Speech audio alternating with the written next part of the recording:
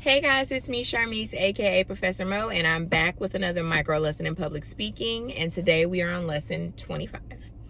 Today we are talking about rehearsing.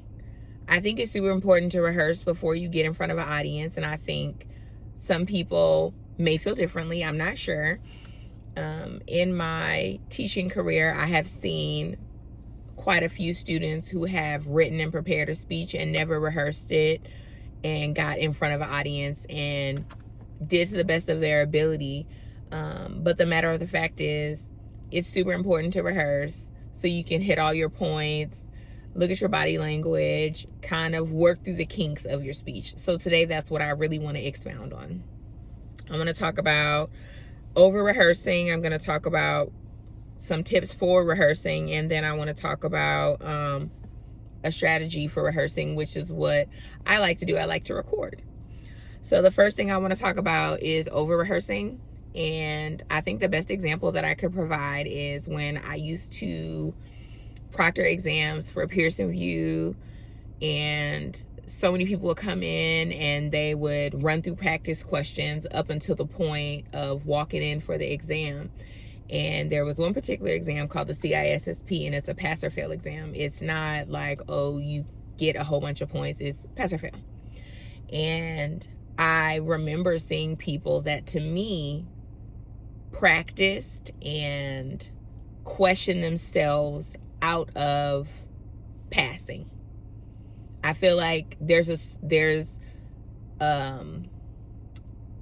such thing as too much practicing, too much rehearsing.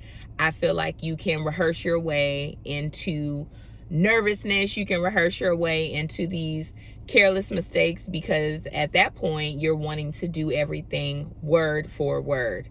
So rehearsing can kill the spontaneity or just the natural nature of your speech. You do want to rehearse, but you don't want to over-rehearse.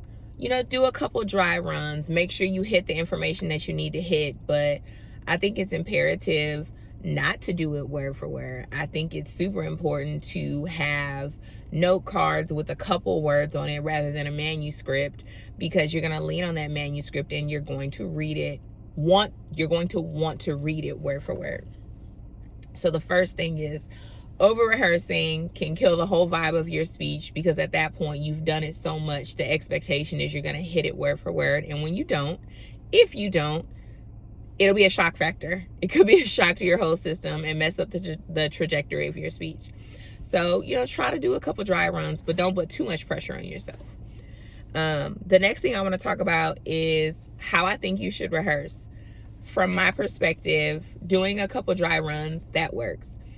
But remembering the things that you specifically want to hit on, such as your introduction, your main points, and your conclusion. Introduction, how you're opening the speech. Okay? Then you can talk about your main points. Notice I didn't say the body of your speech. Do you need to memorize the body of your speech word for word? No. Do you need to remember the 2, 3, 5 main points of information that you said that you would share? Absolutely. How you share that information, it may come word for word based off of your memorization, or you might wing it, but always hit the points that you came for. I think that's the most important fact. So, introduction, the main points of information that you plan to share, and then your closing. Grand opening, grand closing, and all the points in between. You don't necessarily have to have all of the information word for word, line by line.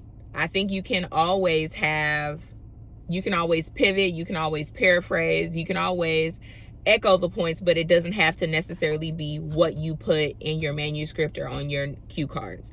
I also think it's important to have a little story in your back pocket. I always say that, because if all else fails, throw that story in there.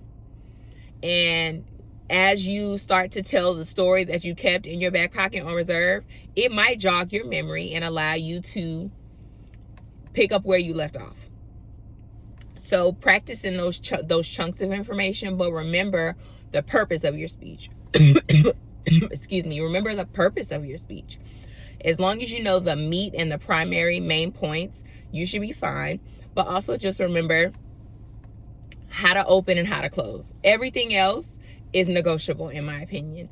I have landed speeches word for word before, and I have pulled a story out of my back pocket and all of a sudden jogged my memory, and I was able to kind of segue back into what I was originally talking about and then double down on my main points of information. But that's what the rehearsing is for. That is what your note cards are for. That is what proper preparation and planning is for. So don't over rehearse. Practice in chunks. Remember the purpose of your speech, okay? And then the last thing I want to talk about is recording. Right now, I am recording on the forward-facing camera. If you are wanting to review your speech so that you can refine things, I would strongly encourage you to record backward-facing so you're not looking at yourself. Record it backward-facing the whole time and go ahead and watch that back. Look at your body language, look at your mouth, look at your gestures, look at every little thing that you do and figure out how you can improve. Figure out what you thought you did well, what you didn't think you did well, and then make those modifications. You can also, I done went over on time. You can also have friends and family chime in if you would like to, give you a little bit of feedback, and then allow you to refine your speech. So those are my tips for rehearsing. Don't over rehearse. Don't do too much because that'll take away from just the flow of your speech. Review in chunks. Remember why you came here. And then if you have the capacity, I highly recommend that you record your speech on a backward facing camera, review the footage, and just take an opportunity to refine your speech before you present. I'll see you guys next time.